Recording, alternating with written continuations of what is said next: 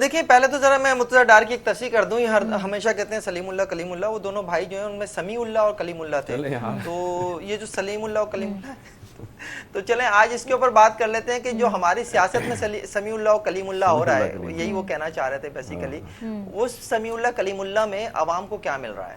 دیکھیں سائفر تھا وہ کاغذ جو جلسے میں لہرایا گیا، یا وہ سادہ کاغذ تھا؟ اس بحث کو چھوڑ کے اس بات پہ تو آ جائیے کہ کیا اس کمیٹی کی جس کی میٹنگ کی بات جو ہے اعظم چودھری صاحب فرما رہے تھے، اس میں یہ نہیں کہا گیا تھا کہ ہاں ایک مداخلت کا تاثر ہے؟ اس بات سے تو انکار نہیں تھا. اب بات یہ ہے کہ اس مداخلت کے تاثر کو آپ نے اپنا سیاسی بیانیہ بنانے کی کوشش کی تھی. کیا اس بات سے انکار کر سکتا ہے کوئی نہیں کر سکتا کہ پی ٹی آئی نے اس کو اپنا سیاسی بیانیہ بنانے کی کوشش کی، اور سیاسی بیانیے کے نتیجے میں جو ہے وہ چیزیں جو ہیں ان کے حق میں نہیں ہوئی جس طرح سے وہ چاہتے تھے. اب اس بات کے اوپر آ جاتے ہیں جو ثنا مرزا فرما رہی تھی، وہ بالکل ٹھیک فرما رہی تھی. یہ بات میں ہمیشہ سے کہتا آ رہا ہوں کہ اس وقت جناب چیئرمین پی ٹی آئی صاحب، بشرا بی بی کے شوہر قاسم کے ابا صاحب کی جو ہے اس وقت سیاسی تربیت ہو رہی ہے. یہ سیاسی تربیت ان کی بہت ضروری تھی.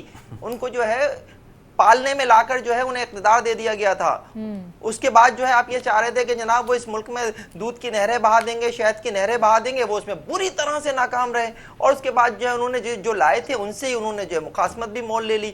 اب یہ وقت جو ہے ان کی تربیت کا ہے. سائفر کیس کی اب بات کر رہے ہیں کہ سائفر کیس کی بنیاد کے اوپر جو ہے ان کی پارٹی کو باہر کیا جا سکتا ہے یا انہیں باہر کیا جا سکتا ہے. میں بالکل اس کے حق میں نہیں ہوں، سب سے پہلی بات تو یہ. لیکن اگر ایسا کرنا ہو تو اس کے لیے 9 مئی کیا برا ہے؟ سائفر کے اوپر ہم کیوں بات کریں؟ اس سے زیادہ ان کا جو اقدام ہے وہ تو 9 مئی ہے، اس کے اوپر ہی سب کچھ ہو سکتا ہے. لیکن میں پھر ایک بات کہوں گا اور ہمیشہ کہتا ہوں میں کہ میں کسی بھی طرح سے اس بات کے حق میں نہیں ہوں کہ عمران خان کو سیاست سے باہر کیا جائے، 2024 کے انتخابات سے باہر کیا جائے، ان کی پارٹی باہر ہونی چاہیے. نہیں، اور یہ ہوگا بھی نہیں. میں آپ کو پہلے بھی آپ کے پروگرام میں لیکن فہیم آپ کو نہیں لگتا جتنا دبانے کی کوشش کی جا رہی ہے وہ چیز اتنا ابھر کر سامنے آ رہی ہے؟